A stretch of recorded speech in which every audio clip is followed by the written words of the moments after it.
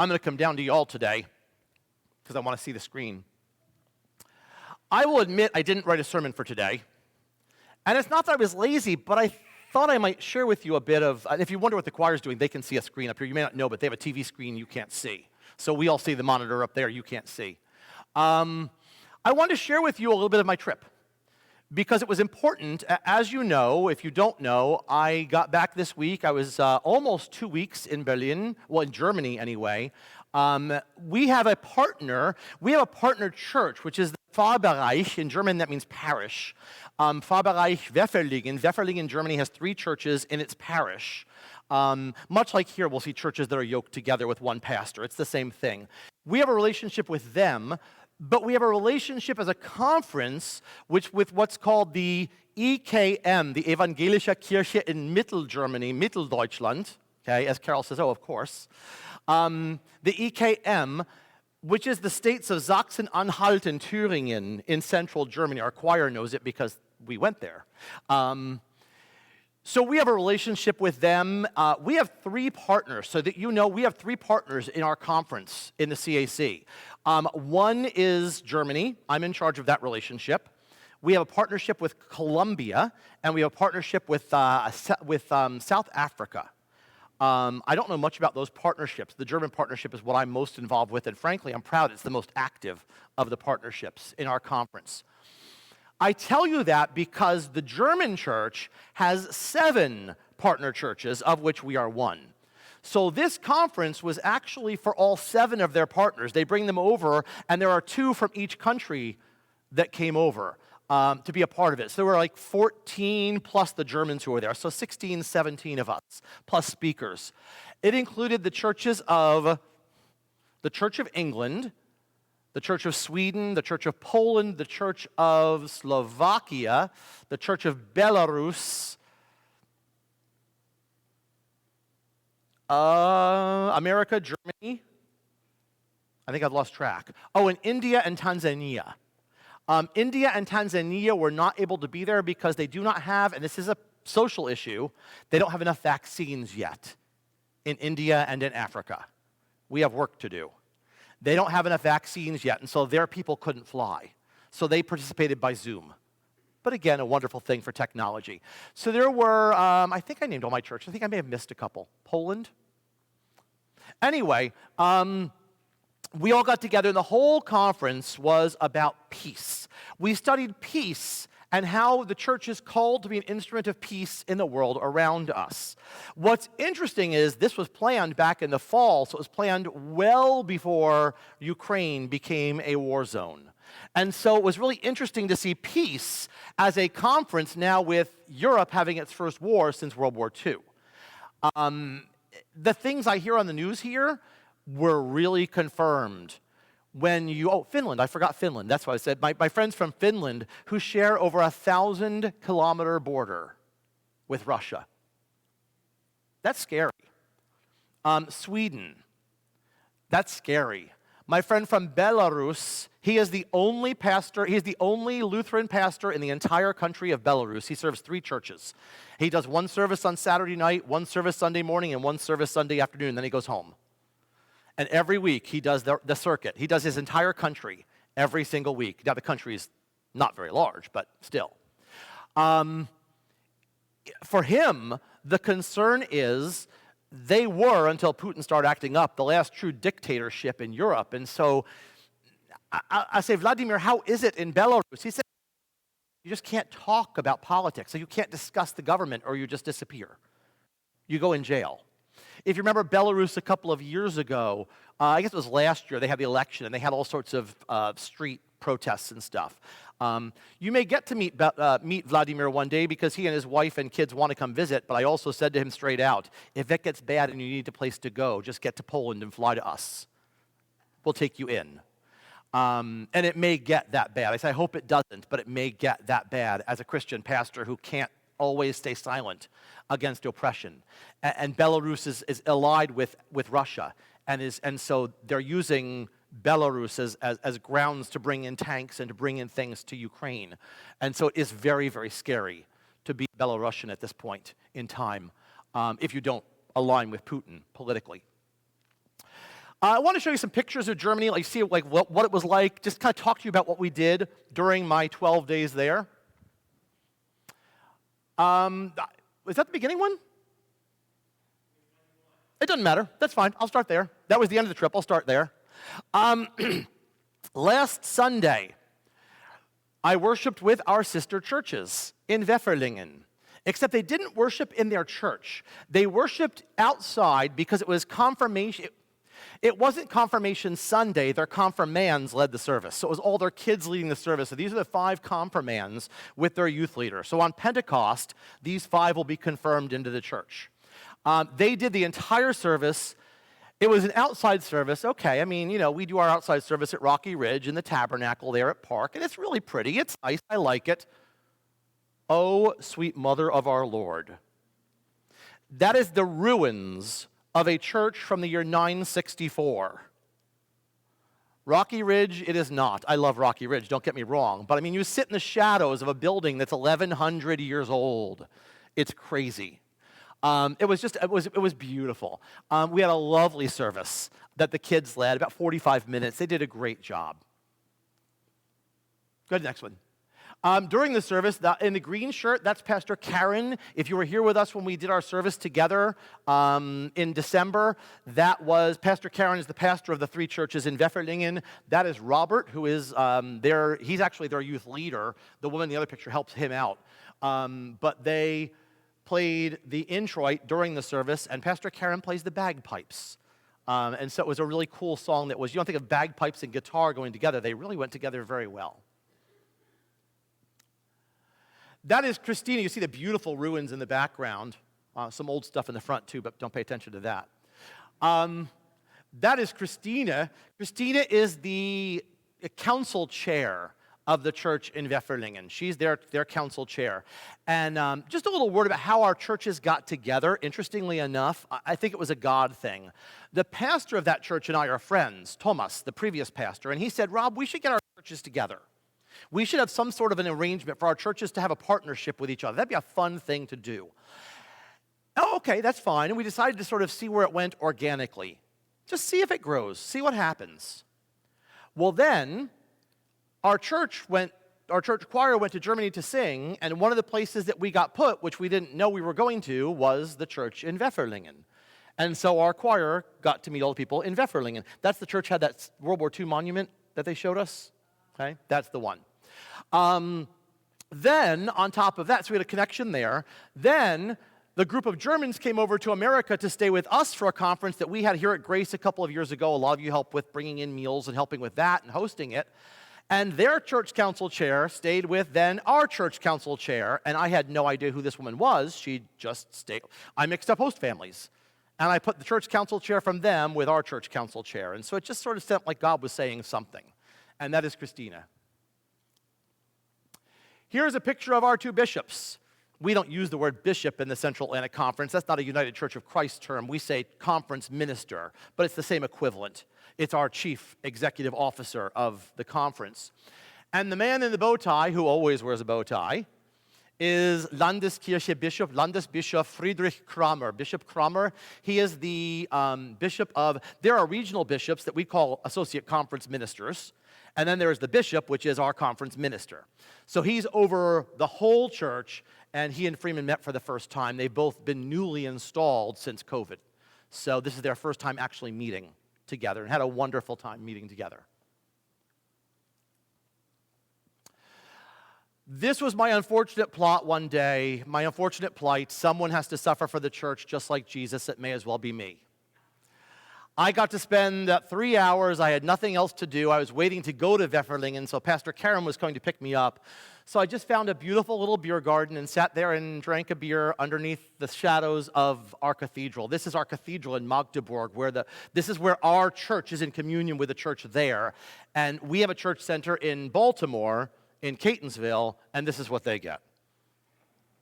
Now, I'm not saying that our house in Baltimore is not nearly as nice as this. It's just not. I'm just going to own it. But this is the cathedral in Baltimore, in Magdeburg, also built, I think, in the 10th or 11th century. We went one day. They pulled out all the stops. We were gone from about 8:30 in the morning. We had breakfast at 7:30. 8:30 we left. to start our conference at 9 o'clock, and we ended about 8 o'clock every night. So it was a long, like every day was like 11 hours. It was a really wonderfully informative and packed, but very long day. This was in Gera. Gera, G-E-R-A, is a little town in Germany, in Thüringen, in the very south of Germany. The problem with Gera is that Gera is politically a very mixed community. There's a really large part of a political party in Germany called the AfD, Alternative für Deutschland, Alternative for Germany. It is the ultra-right wing of German politics. Make Germany great again. That's them. Okay? That's where they're the right-wing nationalist party in Germany. What the church has done there, and we went and saw it, they assigned a three-quarter-time pastor who has an academy there, not a worshiping, an academy, and what he does is he gets people from both sides of politics together, and they bring in speakers on both sides. They're not here to convince anyone. They're just here to open dialogue. You want to talk about refugees and say that refugees and immigrants are bad and shouldn't be in Germany. Well, they bring in people, they bring in refugees, they bring in speakers on both sides and have just open nights where you can have conversation and coffee and cake and talk about issues so that people get to see each other and hear. But they're very careful that it's not slanted politically one way or the other. It's to provide opportunities to hear each other and honor each other's views and to become informed. I just snapped this picture because I wanted to show you, in Germany, we still have nuns. They're called deaconesses. We had deaconesses in the United Church of Christ until about the 1950s.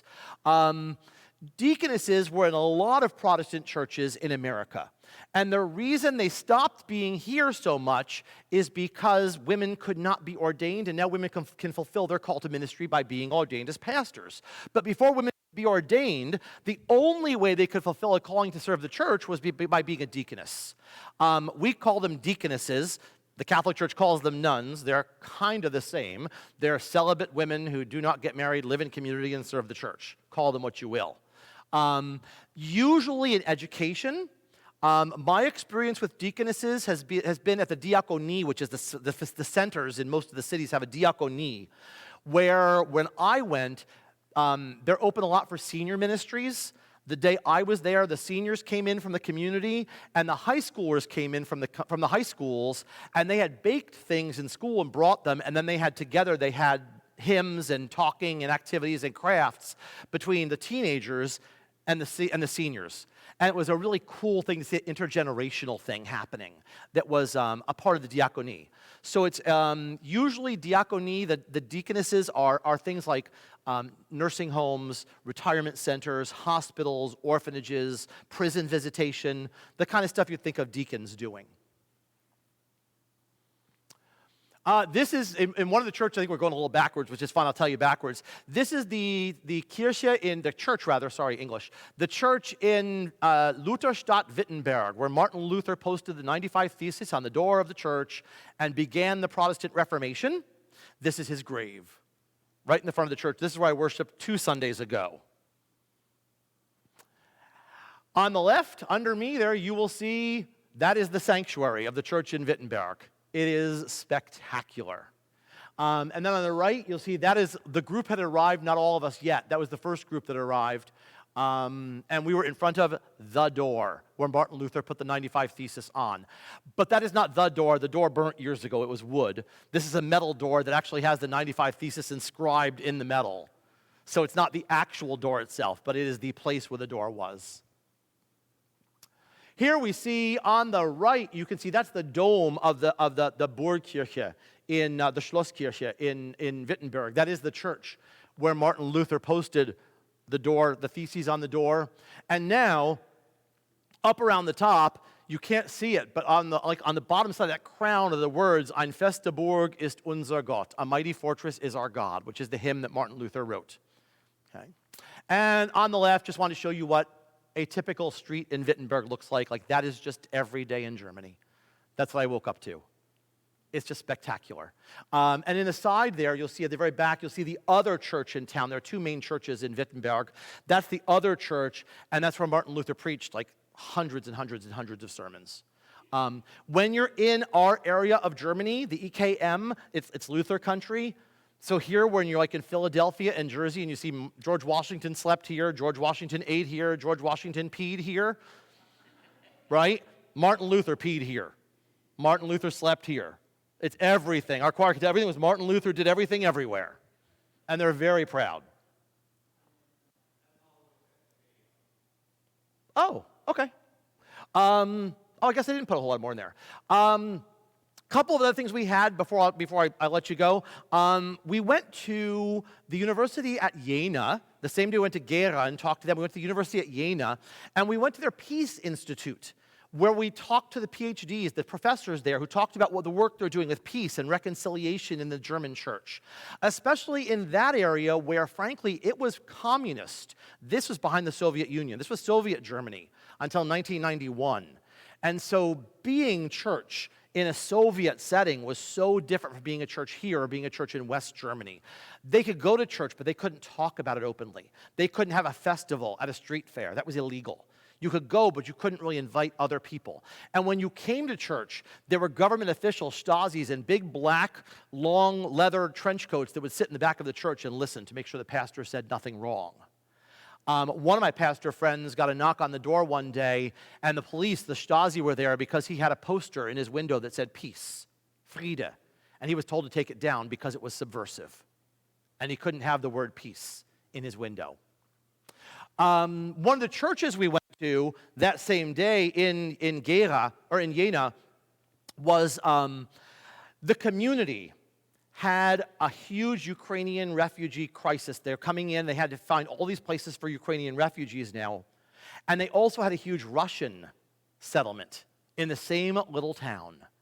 And there was a lot of tension, as you can imagine, between the Ukrainians and the Russians. So what they started doing is they started having what they call in German Kaffeeklatsch, coffee hours, a couple mornings a week.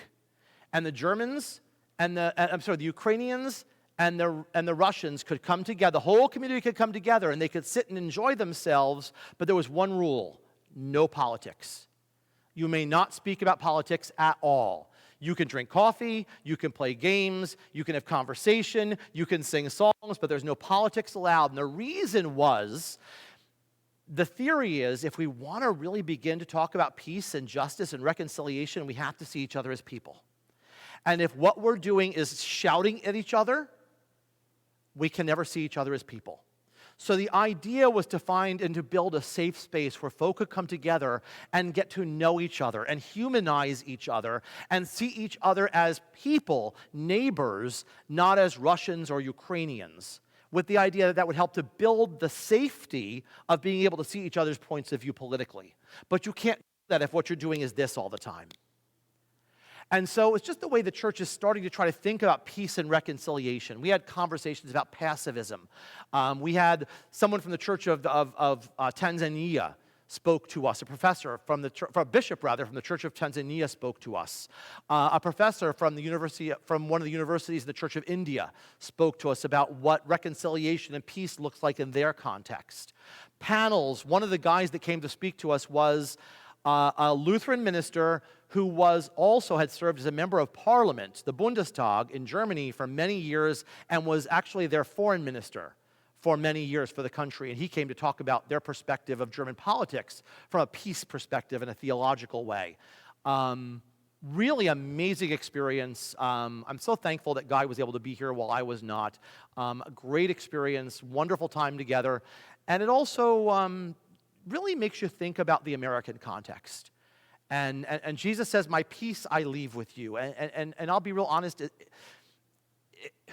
was very difficult to come back and to realize that the political divisiveness, the political anger in this country is louder than I remembered it being 2 weeks ago. When you come back and watch the news, and it's like, wow, like it's worse than I thought it. I'd forgotten. You get so used to the anger and the division and the both sides that when you leave and come back, and it becomes so almost deafeningly loud.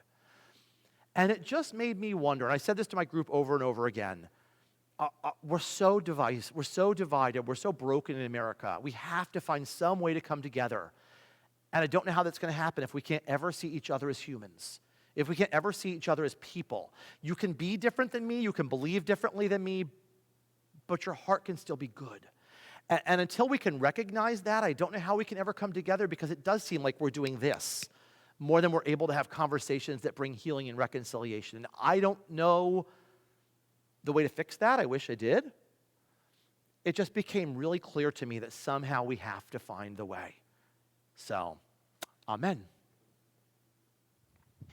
Danke für diesen guten Morgen, danke für jeden neuen Tag. Danke, dass nicht all meine Sorgen auf dich werfen mag. Danke für alle guten Freunde, danke, oh Herr, für jedermann. Danke, wenn auch dem größten Feinde ich verzeihen kann. Danke für manche Traurigkeiten, danke für jedes gute Wort. Danke, dass deine Hand mich leitet will an jedem Ort. Danke, dein Heil kennt keine Schranken, danke, ich halte mich fest daran. Danke, ach Herr, ich will dir danken, dass ich danken kann. Wanted to share with you, that was from last week's worship service. That was two of the confirmands from our sister church in Wefferdingen, Margareta and Marie, who shared, Danke für diesen guten Morgen, thank you for this good morning. And I told them last week, I said, do you mind if I share that in worship? And they said, no, you would? I said, yes, you'll make your North American debut. They are about 14 years old. So that was a little bit of our worship service that we had last week in Germany.